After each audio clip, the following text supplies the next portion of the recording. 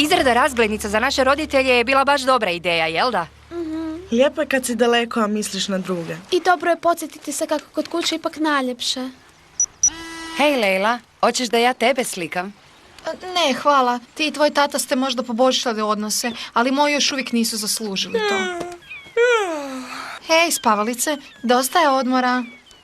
Ma spavala bih ja i duže da nije bilo ovog sunca. Stella, pravimo razglednice za svoje roditelje. Super, odmah dolazim. Samo mi dajte par minuta. I mislila sam si da ćeš požuriti kako bi roditeljima poslala svoju novu sliku. Naravno da hoću, samo još uvijek nisam smislila što ću napisati.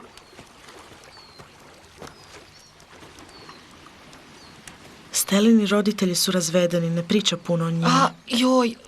Nisam znala. Pretvara se da joj nije stalo, ali u stvari baš i nije tako. Društvo, idem prošetati po šumi. Budi pažljiva, Lejla, i ne silazi se staze.